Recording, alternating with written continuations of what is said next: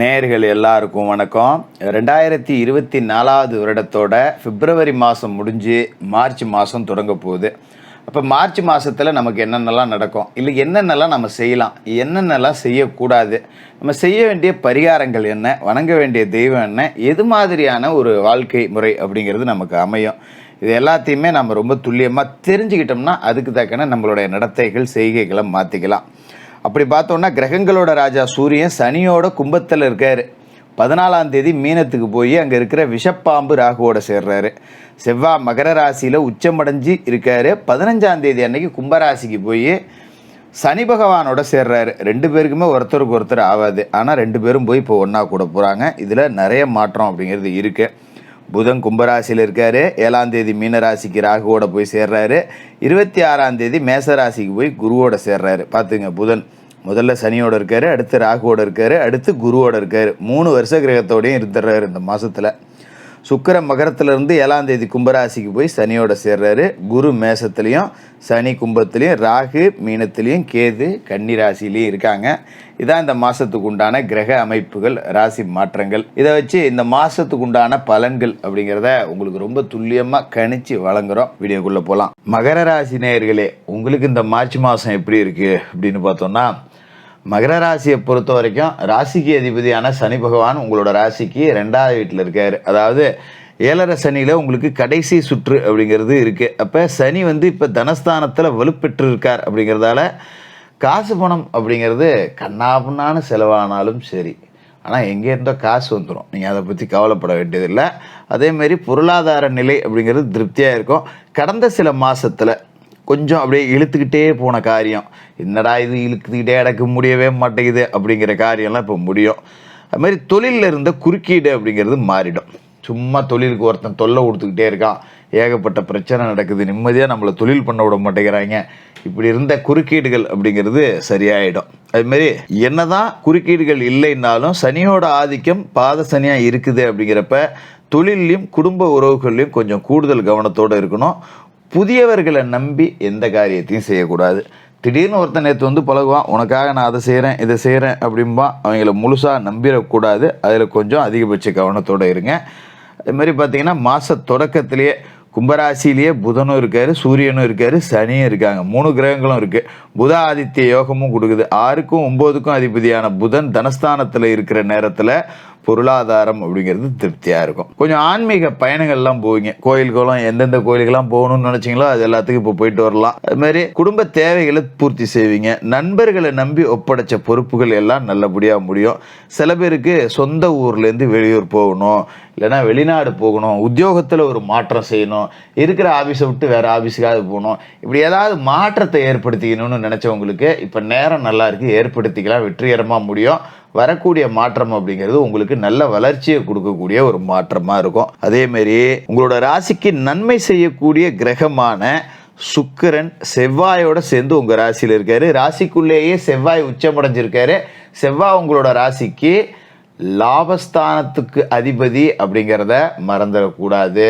உங்களோட ராசிக்கு லாபஸ்தானத்துக்கும் அவர் தான் அதிபதி, சுகஸ்தானத்துக்கும் அவர் தான் அதிபதி. அப்படிப்பட்ட செவ்வாய் உச்சமடைஞ்சிருக்காரு. அப்படிங்கும்போது கொஞ்சம் உடல் ஆரோக்கியத்தில் இருந்த பிரச்சனைகள் எல்லாமே நீங்கும். இருந்தாலும் சனி பகவானுக்கு ஒரு பகை கிரகம் தான் அப்படிங்கிறதால கொஞ்சம் சின்ன சின்ன பிரச்சனைகளை கொடுப்பாரு. சும்மா நடந்தால் மூச்சு வாங்கும், திடீர்னு கையை வலிக்குது, காலை வலிக்குது, வாயு கோளாறு, இந்த மாதிரியான பிரச்சனையெல்லாம் கொடுப்பாரு. லாபஸ்தானத்துக்கு செவ்வாய் தான் அதிபதி அப்படிங்கிறதால இந்த நிலம் சம்பந்தமான விஷயங்களில் உங்களுக்கு வருமானம் கிடைக்கக்கூடிய வாய்ப்பு இருக்குது. ஒரு ரியல் எஸ்டேட் பண்ணுறேன், ஒரு கமிஷன் ஏஜெண்டாக இருக்கேன், ஒரு புரோக்கரேஜ் பண்ணிக்கிட்டு இருக்கேன், அப்படி இந்த மாதிரி நிலம் சார்ந்து ரியல் எஸ்டேட் வாங்கி விற்கிறது, மனை போடுறது, இந்த மாதிரி வேலை செய்கிறவங்களுக்கு நல்ல வருமானம் அப்படிங்கிறது கிடைக்கும்.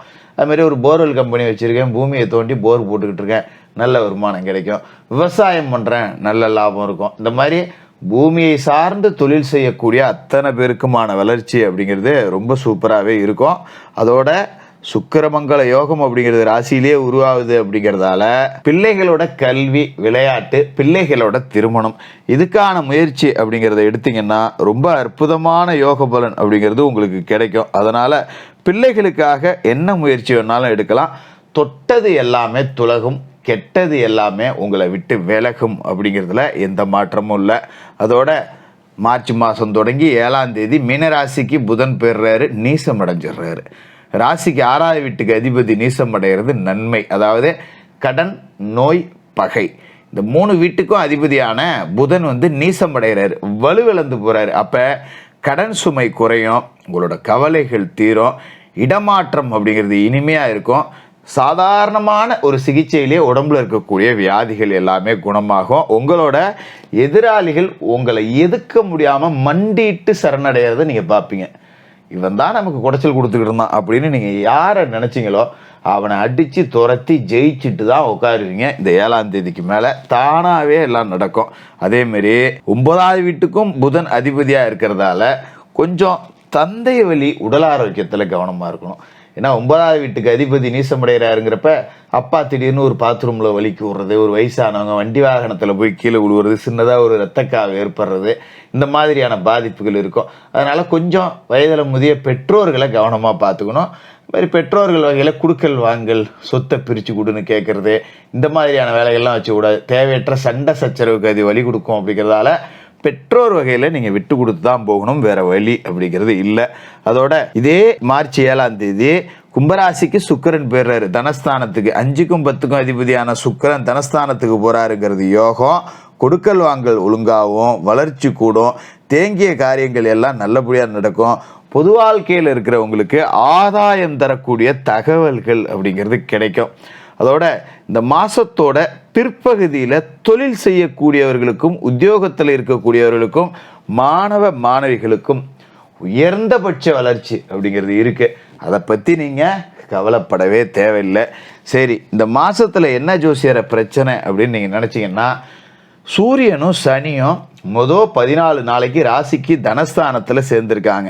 அஷ்டமாதிபதியாக சூரியன் இருக்கிறதால பணவரத்து திருப்தியாக இருந்தாலும் இங்கிட்டு வந்தால் இங்கிட்டு போயிடும். அதுமாரி இங்கிட்டு பணம் வருது அப்படின்னு யாருக்கிட்டையா சொன்னீங்கன்னா தேவையற்ற பொறாமைகள், திருஷ்டிகள் இதெல்லாம் தான் வரும். இடமாற்றம், வீடு மாற்றம் சில பேருக்கு வரும்.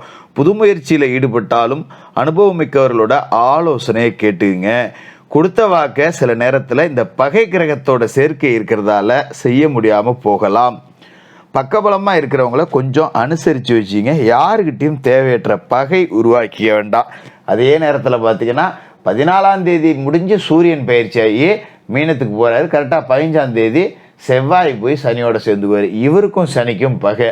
இவங்க 2 பேரும் போய் அந்த 2ஆவது வீட்டில் உட்காந்துட்டு என்ன பண்ணுவாங்க அப்படின்னாக்கா, ஏற்கனவே சனி கோவக்காரரு, டென்ஷன் ஆகிட்டாருன்னா என்ன செய்வார் அப்படிங்கிறது உங்களுக்கு தெரியும். இப்போ செவ்வாயும் போய் நெருப்பு கிரகம், பகை கிரகம் அவரோட சேருது அப்படிங்கும்போது உங்களோட கோபம் ரொம்ப அதிகமாகும்.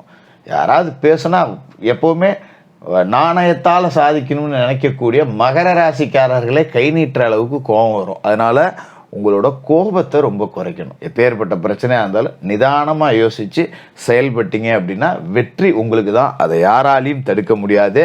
செவ்வாய்க்கிழமை ராகுகால நேரத்தில் துர்க்கை அம்மனுக்கு தீபம் ஏற்றிட்டு, வெள்ளிக்கிழமையில் அம்பாள் வழிபாடு செய்யுங்க. சனிக்கிழமையில் சனி பகவானுக்கு எல் தீபம் ஏற்றி எல் சாதத்தை நைவேத்தியமாக படைச்சி காக்கைக்கு அன்னம் விட்டுட்டு மாற்றுத்திறனாளிகளுக்கு அன்னதானம் பண்ணுங்க. அற்புதமான எதிர்காலம் காத்துக்கிட்டு இருக்கு. மகர ராசிக்காரர்களுக்கு வாழ்த்துக்கள்.